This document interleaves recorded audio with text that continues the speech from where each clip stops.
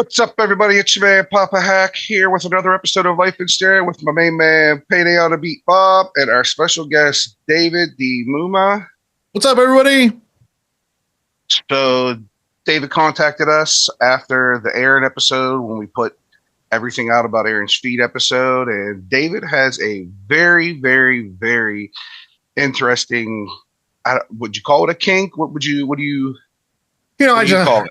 Sure, yeah, a fetish or kink, and since I've been around in kink and fetish community, it was so exciting to hear about some folks discover that and have an interest into digging in more. And so I reached out and said, if you'd ever like to have me as a guest, and have had a blast talking, back and forth about this, and was excited to join the show. Huge fan of the work that y'all are doing. Loved your mental health episode as well. Just love that you're diving into some really important shit here.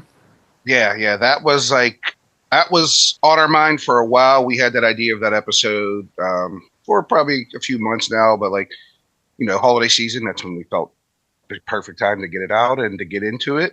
But yeah, I'm glad you're a fan of the show. It makes it better. It makes it worth it too. It's fun. I love all the feedback, positive and negative. It's good. We're growing slowly. We're getting more and more followers and comments and subs. And yeah, it's been an adventure so far. Well, if I had known that I could bring negative feedback, then let me just grab my notes real quick. All feedback is welcome. That's the way we learn. That's the way we grow. But all right, so let's get into this fetish and kink of yours. Yeah, so I think that the best way to describe it, maybe at a high level, is the idea of sort of taking the notion of a winner and loser and applying that into scene play. And so some people call it a bullying kink, size differential kink. There's a lot of different ways to approach this, but it's the idea of applying submission and dominance into sort of a playful competition that, typically you always know going into it who's going to win, who's going to lose. And so I've been interested. I mean, once you sort of unwrap the layers of all this, you look back on the things that you did as a kid and go, well, yeah, that was probably pretty formative to me. But I've been doing, scene play around bullying for 25 years, even if you look back into the things I did as a teenager and a child.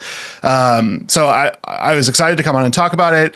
It involves a lot of different things. It involves a lot of different journeys. So happy to kind of go in whatever direction you all are interested in learning more about. All right, let's go back to, like you said, when you were a child. What was where was your start of this? Yeah, so I had a buddy, Jason. Hi, Jason, if you watch this podcast. Probably not. Who was, he was a bigger kid. And I don't have kids. So we were both in 6th grade. And he was teased for being bigger. But if you had to say right now, how much did I weigh? How much did he weigh? I have no clue whatsoever. Yeah. He was twice as big as I was. Okay. And he was made fun of a lot for that, but we were close friends and we were huge fans of professional wrestling.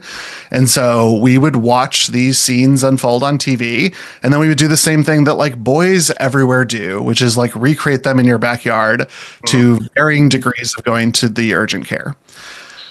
Luckily that didn't happen for us. We were both pretty tough, and Jason wanted to act like the guys he saw on screen, and those were the bigger wrestlers who were typically in heel positions. And for anyone who's not a wrestling fan, a jobber heel is a loser winner situation, which the heel acts as sort of the villain or bad guy. Jobber gets beat up. And so that's what we were doing. And without realizing it, this was sort of an outlet for Jason to feel in control of a situation in which he was able to sort of give some of the harsh bullying that he was receiving back to someone, but it wasn't this hurtful way. And it sort of was this closed loop for him. And I really enjoyed giving that to him.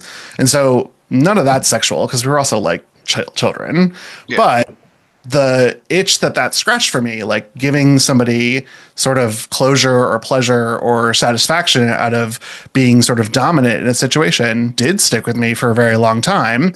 And because he was doing the things that big wrestlers did, I also started to learn that like it was really fun for me to feel the weight and pressure of another person on top of me.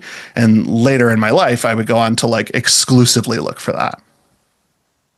Okay, so I like that. I like that. So I have a little story. So back when we used to like wrestle when we were kids, like, you know, if there's like a group of girls walking by, like some of my friends would be like, Bobby, let me win. I want them to see me win. And then you kind of have to like, that's like more, I guess, being submissive in that situation. Yeah. Did you, so it is fun. I was like, okay, like at first, like, you know, when you're wrestling out at a, you know, a local park, people are walking past, they all see you. You're like, I don't want to look like I'm losing. But then, you know, it eventually becomes like, okay, I'll let my friend have this one, you know.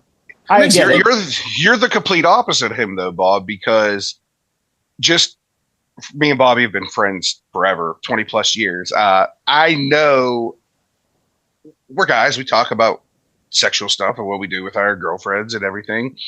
So, Bobby, you're not the submissive type, though. No, I'm saying, but in that situation, I get like the wrestling and everything like that. Yeah, a similar experience. Yeah. Okay. Yeah. I got you. Yeah. Not asking you to come wrestle with me now, Mike, but yeah. But I get it. Well, if I know that was on the table, I would have come to the studio. Come on, guys. Like, what's the deal? Now, have you ever done this with women? Is it just strictly men? What's your sexual orientation? Yeah, I came out as gay when I was 14, and that was probably a premature declaration. I've had encounters and seen play with women, men, probably a pretty imbalanced situation there. Probably 90% men, 10% women, maybe even 5% women, 95% men. I will tell you, I think it's easier to find a dude to hook up with than to find a woman to hook up with, for me. So that is probably, it's more about accessibility than anything else. But no, like big girls absolutely work for me. For men, I'm a lot more willing to explore different body types, but with women, it's almost exclusively like curvy big girls. All right, so you say big girls, like everybody has a different, I guess, image when they say big girls. Like me, big girls to me is like almost 6 foot tall, like basically an Amazon, 6 foot tall, 180 pounds, 200 pounds. So like when you say big, like how tall are you? I am 6 foot. Oh, okay. Yeah. So you're fairly tall. We're 6'2", 6'3". So yeah, you're fairly tall. So what classifies as a big girl to you? Yeah. I mean, listen, 6 foot, 180 pound Amazon woman shows up. Okay. It's a step on me, mommy situation. I'm not turning that down. You got the Rhea Ripley syndrome. That's what I like to hear. Nothing's wrong with that. I would probably look for a little bit more meat on the bones. I would probably be looking at like 200, 220, 240. Okay. I think that there's certainly a part of squashing fetishists who look for extremely large partners. And with women, I find that to be very fetishizing. And so that doesn't work for me because it just sort of rubs against me the wrong way. But if it was like the right partner, then probably it wouldn't matter. But I have noticed for women, they do need to be a little bit bigger to like make me go. Okay, I got you. I get you. You know, it's weird. I never thought of the squashing, I guess you call it, whatever you want to call it. I never thought of that, but I do love a weighted blanket, which is like, I don't know like the comparison, you know, but I'm just saying like, see, I'm getting all these ideas now. it's like, no, like this whole squat, like when he said, you know, she wants to come and step on me. I love that. But so it's like kind of like equivalent, I guess, like if you're like spooning with someone, you know, and they just back up close to you, that pressure is what you like. Yeah, and they just roll on top. Unless it's like stomping on you, yeah. Well, that's fun too. That's fun too. It's a different sort of situation. It's not comfortable. It's meant to be painful, and I get a thrill out of that. So that makes total sense that it would work in scene play for me. But if you don't get a thrill out of being like hurt, then that wouldn't work for you. Yeah. You guys have any like set rules, like no punching, no elbows, no biting, like, fiercely, no punching in the face? Like, if you win, you pin him, whatever. Are you in control this time? Like a safe word. Is there a safe word? Yeah, I'd say that like almost all kink play has some boundaries associated with it. And so the nice thing about kink sex is that it involves a ton of upfront communication. You are rarely gonna just find somebody at a bar and have the best kink play that you've ever had in your entire life, because it usually involves like at least sitting over a beer or a coffee or an online chat to like what works for you, what works for me, where is there similarity, and then where are your like hard boundaries. So if it's a wrestling scene, like for me, I don't want any permanent injury or markings on my body. That's a pretty standard boundary for everyone. But like no punching, like I wouldn't set that as a hard boundary. I would navigate that with the person that I was having a scene with. So if they really wanted to tie my hands together, string them up on an eye loop, and go to town with me as a punching bag, yeah, we could give that a shot. I've done it before. Like, that's a lot of fun. It's a very taxing experience. So that's very thrilling. Like, it's endurance. So yeah, I would be totally into that, but I wouldn't do it with someone who's like, well, I've never punched anyone before. I would pump the brakes on that one. Yeah, I never realized like that, like it's that popular, I guess. Like, they got the whole TV show and like everyone knows the whole 50 Shades of Grey and all that. And that popped off. And like my take on that is no regular run of the mill guy with like a lower class or middle class wage the women are gonna want to do all the stuff. Yeah, that's what I think. I don't got the money to do that. Yeah, that's how I feel. I mean, money. I'm not saying like, a woman is like, I don't want to call her like a prostitute or an escort into that sort of lifestyle, but the more money you have, obviously more women are more inclined to do whatever you want, I guess, sexually, whatever. Like they'll be more engaged, they're more willing, I should say, actually. So like that 50 Shades of Grey always hit me weird. Like when women are like, "Oh my God, I love this." I'm like, no, you don't. You love that he's rich. You love that has helicopters and he's doing that type of shit. Yeah. Like you're if you love that, you would have already been doing that with your husband or boyfriend or whoever. And this wouldn't be nothing. This wouldn't be phasing you at all. Well, and I think in that story in particular, we're really using wealth as a substitute for power, and that's like a boring interpretation of that. Like. Yeah. Fun kink play power is sort of negotiated, and like, so I would identify not as a submissive but as a switch, because I've switched up plenty of times in scene, which means that like you might be submissive for a period of time, and then it's like flipping a light switch and you sort of switch roles. And that's very exciting because it's about navigating a different type of relationship with this person that you've built enough trust with to, engage in aberrant sexual behavior, whatever that may be. And so when you see popular stories that sort of take this like wealthy white dude who has everything, and it's about somebody falling in love with them and discovering the pleasure of like, oh, a feather, like that's fine. I'm not trying to diss anyone for like a tickling thing, but it doesn't represent scene play as I understand it and have seen it and experienced it. All right, so let's take a step back to what you said when you flipped the switch. If you don't mind talking about this, what's the most, I don't want to say humiliating because I feel like that's wrong, but like what's like the most like dom thing you felt you've ever done to somebody? Or like Bobby, we have a friend, I'm not going to say his name, but we would go to the strip club, and he would go up in a private room with the same girl every week, and he was really, really big into her like kicking him in the balls and stepping on his balls and like pouring candle wax all over his private area. And like, I didn't know this about him. We've never talked about this type of stuff. And the one day he wasn't with us, and the girl just happened to ask where he's at. And she said, I could really take some frustration out. And she spilled the beans, and we were all like mind blown. That one time he disappeared for like 2 hours, so we're like, we have to go look for him. He had a leash around his neck, and he's crawling around on the floor. I was like, what? It was like oh, it was such a like, he's blue collar, like Sure. hardcore everything, and like for us to see that side of him and find out, it was like, oh man, it was, dude, it was insane. It was like, it was mind blowing. A lot of my shit's like mental, and I do like a little bit of pain and frustration. I've done a little bit of breath play as a dom, which is about like obscuring air either through choking or smothering, and that's really just more to get like panic to enter into scene, which is usually very exciting when I've been with someone.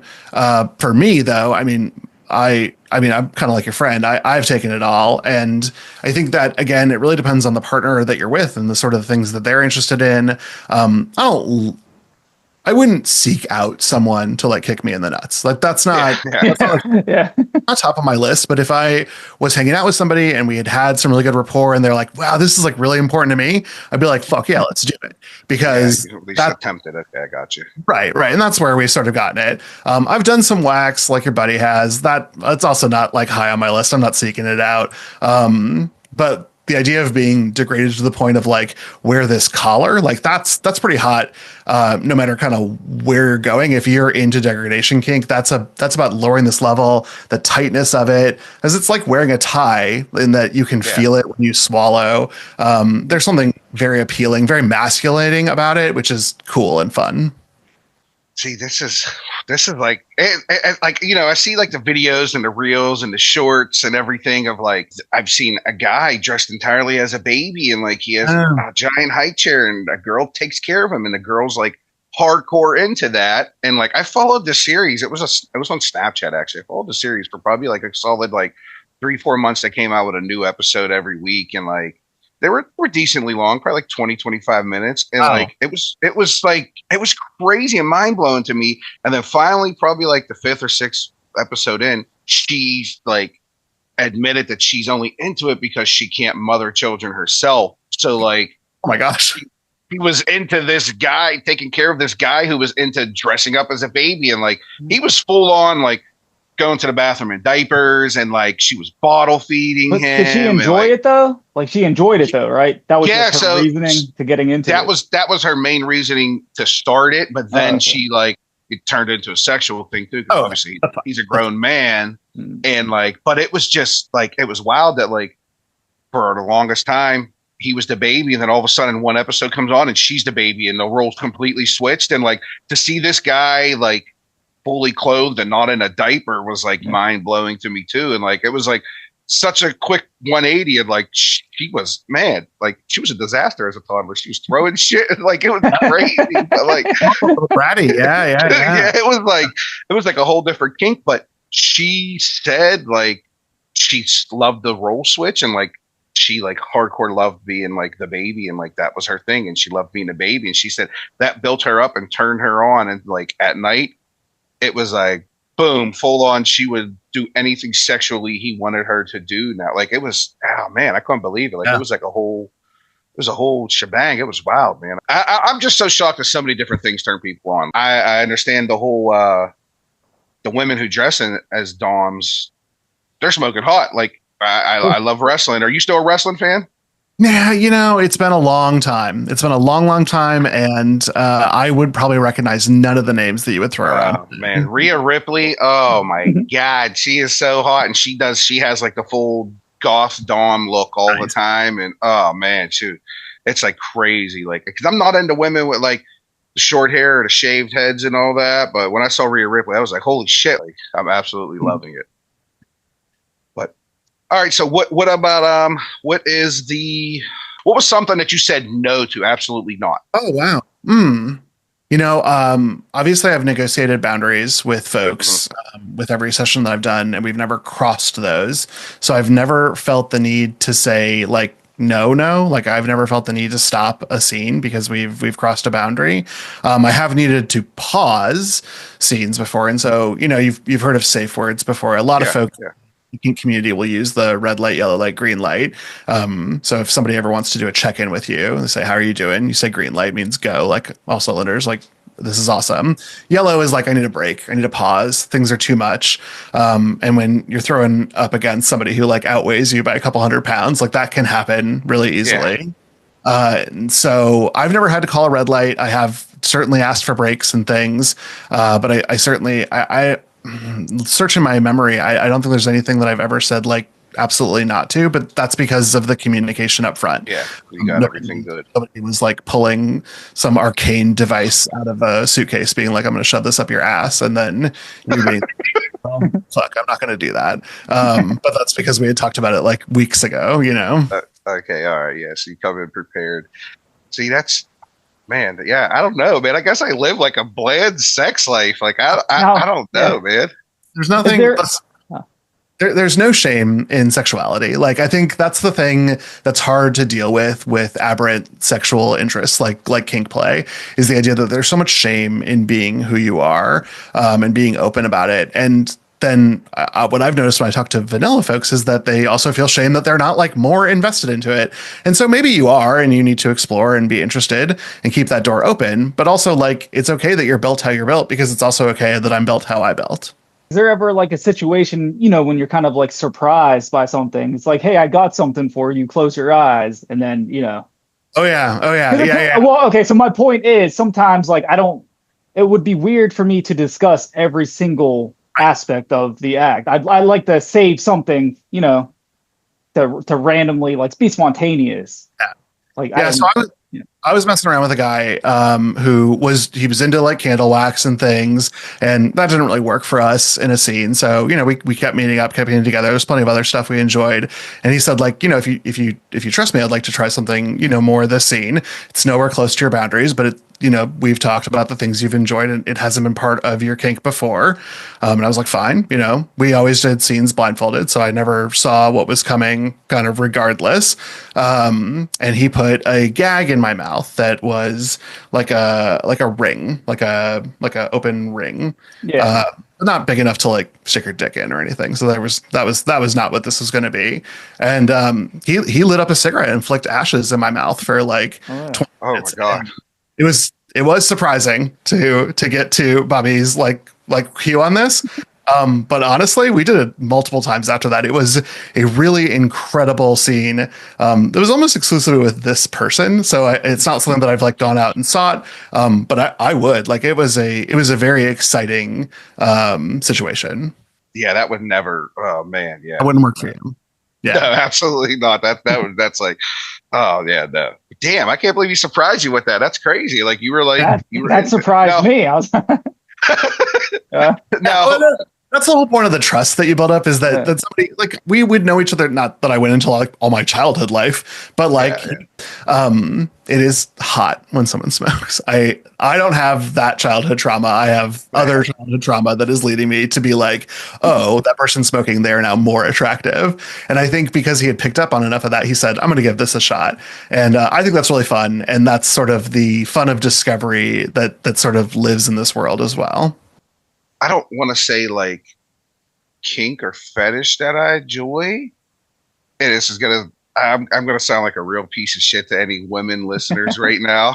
But it is literally when I'm getting head and like they're just gasping for air and they just keep going. They're choosing to cram my dick down their throat and not get oxygen. Like that is like, it's not even, the head at that point is like, I don't even care. It's just like hearing them like gasp for air, or when they come up and like you can see like their eyes are so watery and they're just like gasp for air, and then they just go right back to town. I'm like, oh my God, like this is amazing. Like this is like that like rush is like, I don't know, maybe I am into choking kinks, I guess. I don't know, but that's like the only thing I was ever like, that's, oh man, like that's like just two hands.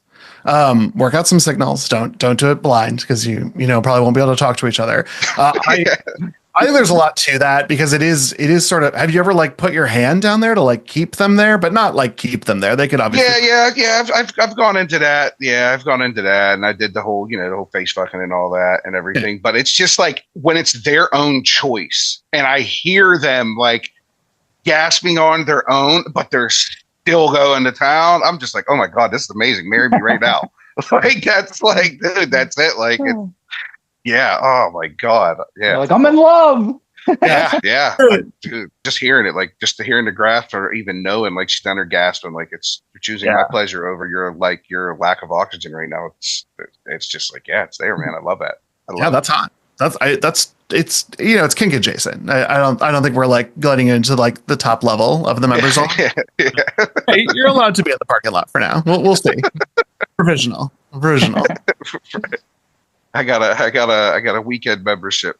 What about you, Bob? What do you think? Like, so I like when you're out in public, like, if you're walking on a trail somewhere, you decide to go behind a tree, you know what I mean? You're waiting for someone and you're like in a parking lot, hop in the back seat, like, so you like out in public. I don't like to be like, I was just saying, do you like public or do you like the quickie aspect? It's more of in public. Like you wonder like who's walking past your vehicle or if you're hiding behind something. Yeah, the risk, like trying not to be seen.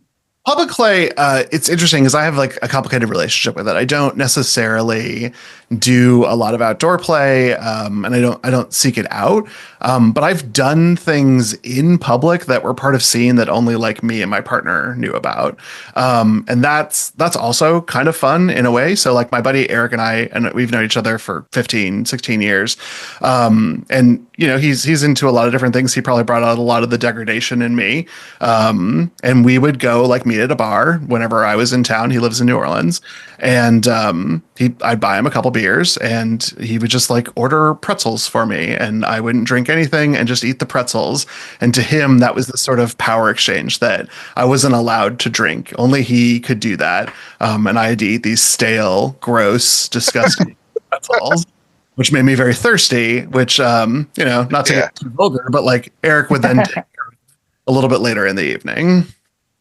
Dude, I never even I never thought about something like that. I guess something like you never like went to the movies with someone, end up messing around, like kind of like same thing, The whole public, like I'm not saying like go out and like in front of a store. Like, no, yeah. I think there's a lot of things that we like have already done, but it's like a basic level. But obviously it can get like to the extreme. Yeah, and I think a lot of it depends on the partner that you're with or you have or you're seeking, because I think that this doesn't necessarily work really well if you just come in and be like, I am interested in choking someone. Like I have to find somebody to choke.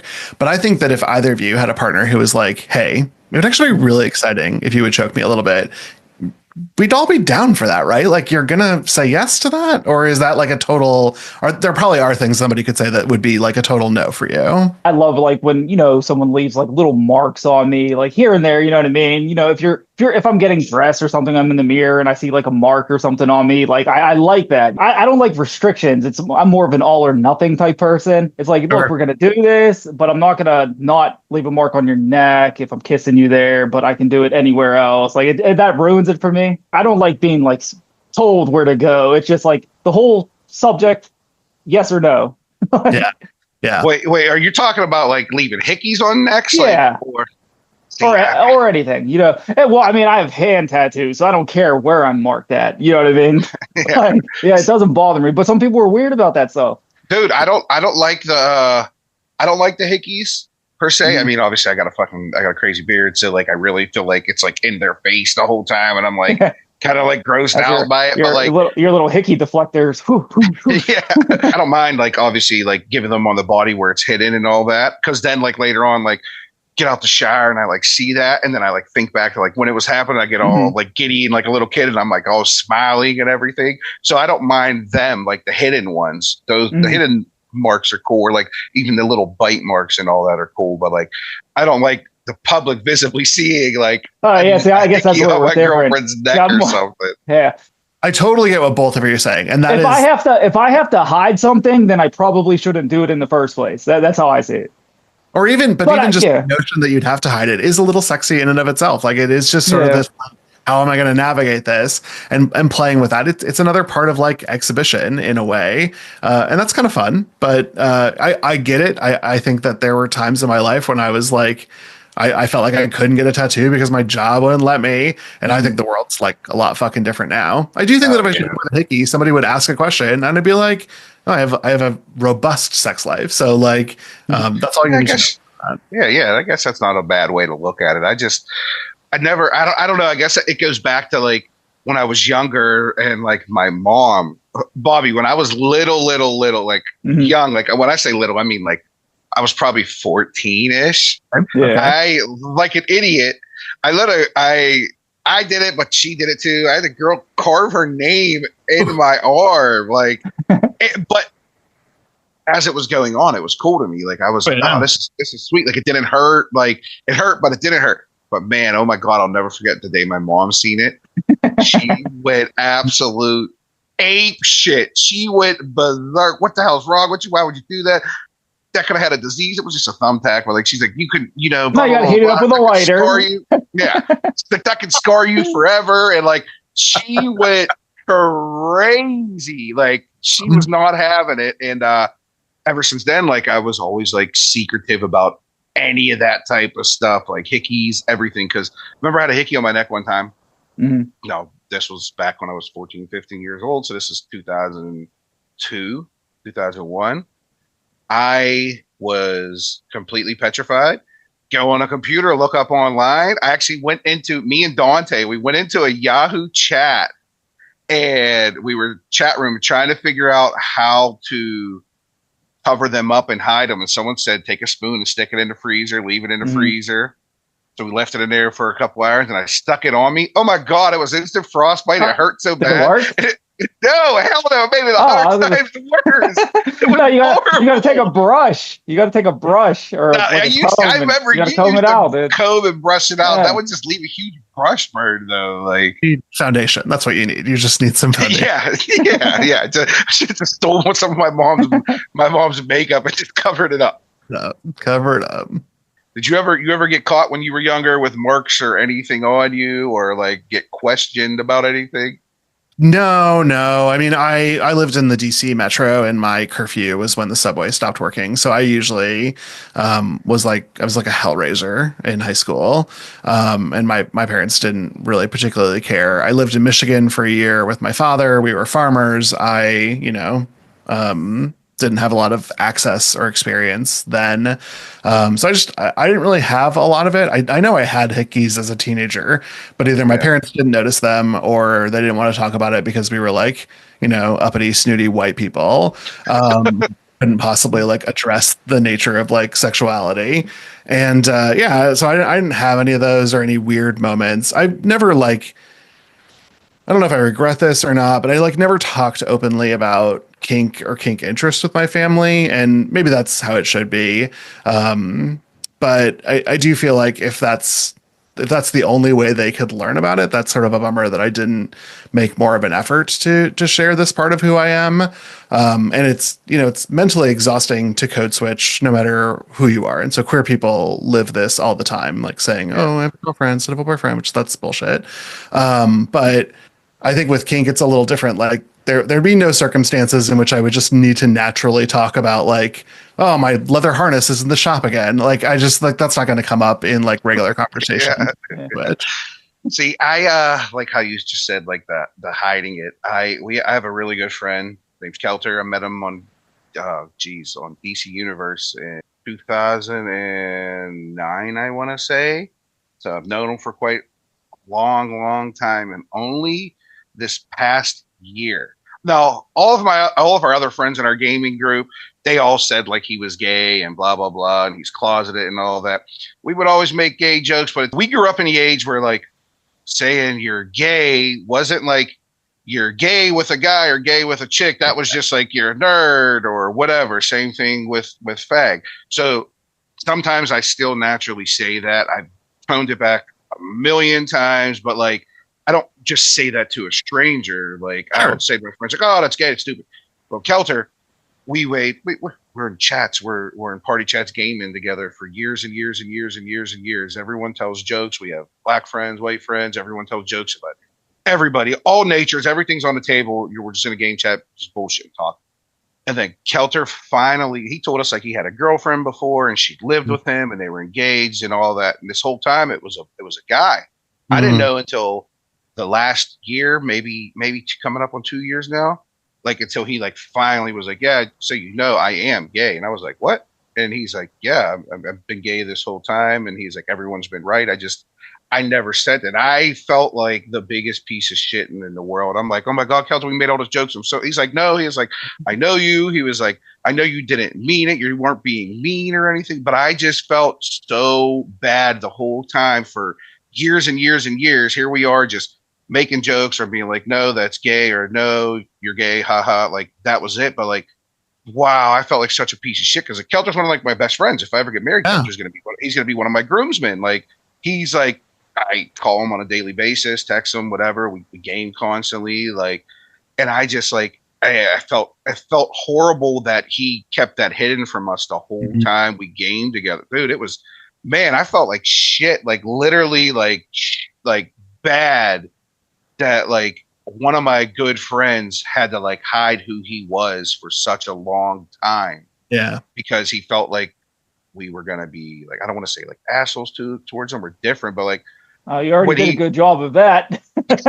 Yeah, but when he comes out, like he'll get on a group chat, we'll be talking or whatever. We're like, oh, what's going on? You know, blah blah blah blah blah. Like his boyfriend's cool. We always ask, you know, how he's doing, all that stuff, whatever.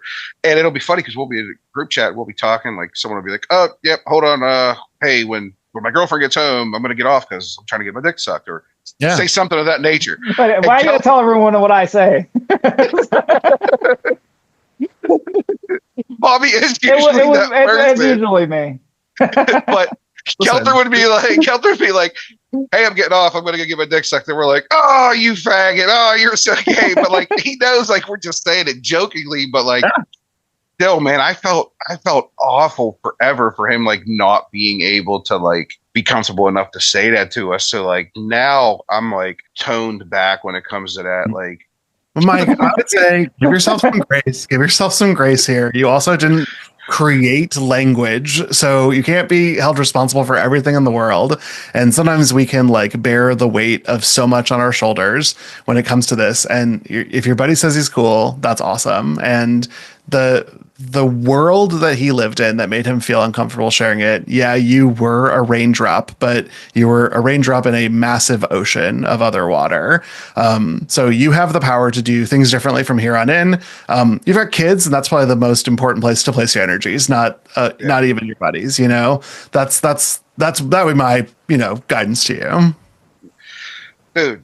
You need to be a counselor, or you need to be a counselor, or like some form of like public speaking or something. Like the way you just like the raindrop reference and everything. Like, holy shit, man! Like, wow.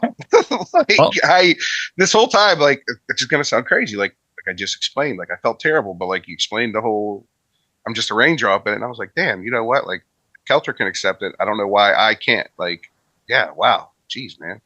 Yeah, I actually do have a background as a therapist, so I did that for many years, and I was a public speaker as well. Yeah, there we go. That explains it. And sometimes I would finish a session, and then I would go upstairs and meet someone who would tear my suit off, and we'd go to town, like traveling for work, you know. So what do you do now if you don't do that anymore? What's your profession now?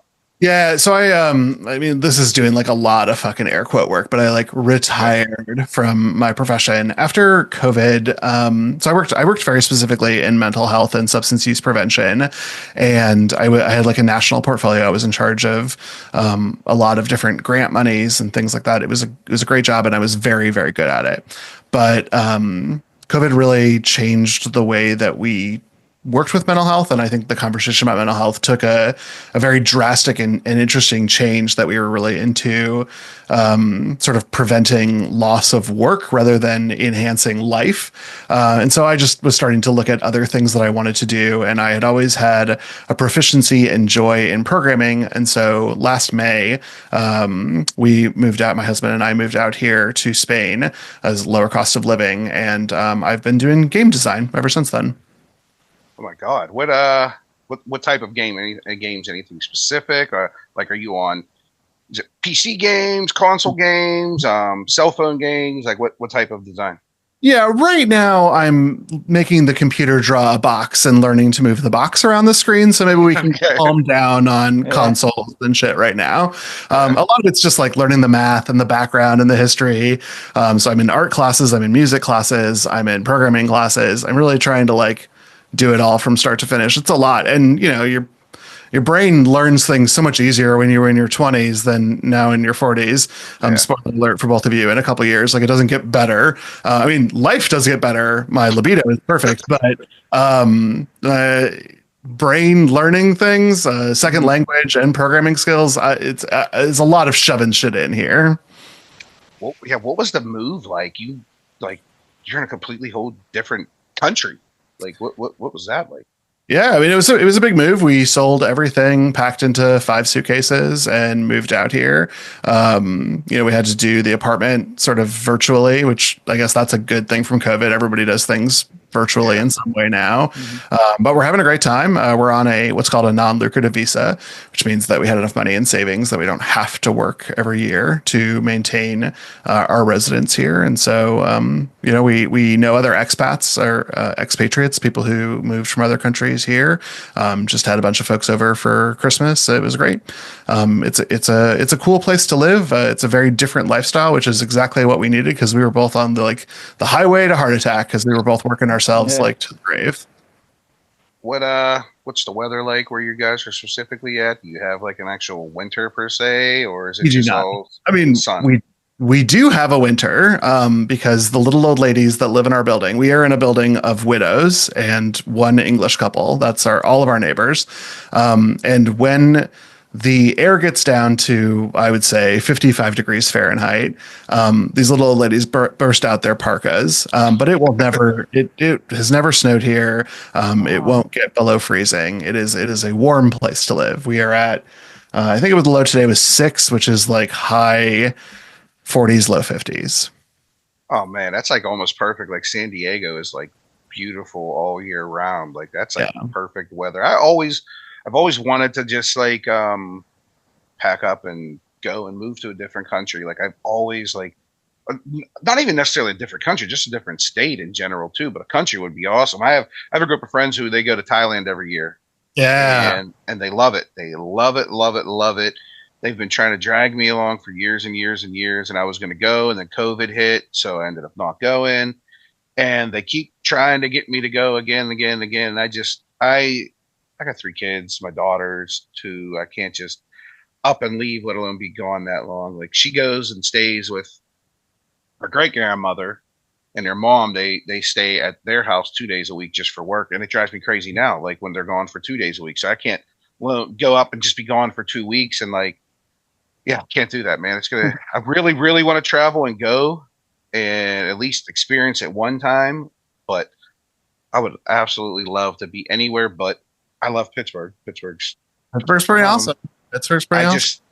The weather. The weather's awful. We can experience all 4 seasons in one day. Like our winter is absolutely terrible. Our winter starts in like October-ish sometimes. It goes until sometimes April. When my girlfriend went into labor with our daughter, she went into labor. We go into the hospital. Everything's fine. It's nice, good weather. It's like 70 degrees. When she came out a day and a half later, did we even come home? We had 6 inches of snow. It was freezing cold. There was like 2 inches of ice out, and it was terrible. It was horrible. We go in, it's 70 degrees. We come out. I hate Pittsburgh's weather. Damn. So what other experiences you guys have over there that you've been like? What made the decision of you guys to move there specifically? Yeah, I mean, we were looking for countries that were hospitable to expatriates and were very queer friendly. This is probably one of the safest countries in Europe to live in as a queer person. Trans rights are incredible here in Spain. It's weird because I think when people think about Spain, they think about Catholicism. Certainly part of the history of this place, but like Catholicism here looks a lot different than Catholicism in Italy, where it is still like practiced and celebrated. Yeah. Here, it's just the holidays. We just took all those, and there's a festival every week for a saint. I'm learning them. There's a lot of them, but they all have food. So great. We're doing that. We knew we wanted that. Valencia is the 3rd largest city, so it was like Goldilocks, not too big, not too small. Madrid would have just been a nightmare. It's like living in New York City. No, thank you. Yeah. Yeah. This has a very Pittsburgh. If you put Pittsburgh on the Mediterranean Ocean and didn't make it all about, industry, that would be Valencia. About the right size. We have the same number of institutions of higher education. There's the same sort of vibe of Pittsburgh here. We might have to make a trip, Bob. We might have to make a trip, man. It off as a business expense on the podcast. We've got a place you can stay. One of you can have the little bed in here, and one of you can have the big bed, and I'll let you fight over who gets what. Me and Bobby are gay, but we can wrestle for it. We can wrestle. We have spent many nights sleeping in bed together. Don't threaten that you're going to wrestle each other all the way over here, and I don't even get to do anything on this. Like that feels very. That feels hurtful. How many podcasts have you been on? I've guested on, I just counted all this, and I think I just threw away this piece of paper. I've guested on like a dozen, and then I host 3, or host or co-host 3 myself. So yeah, I'm trying to get more into guesting. I think it's important for the community to like share the load. Anyone who like hosts guests, it's hard to find guests, and so I was looking to be able to come on. It's been a great episode, great connection. I am very happy to meet you. I am Papa Hack. This is my man Payday on the Beat Bob. Special guest David. dmuma. Thank you for coming on the show. And yeah, man, we look forward to hearing you, getting connected again. And thank you very, very much for waking up in the middle of the night to record with us. Of course. Have you back anytime. All right, man. Thank you very much. And we will see you guys later.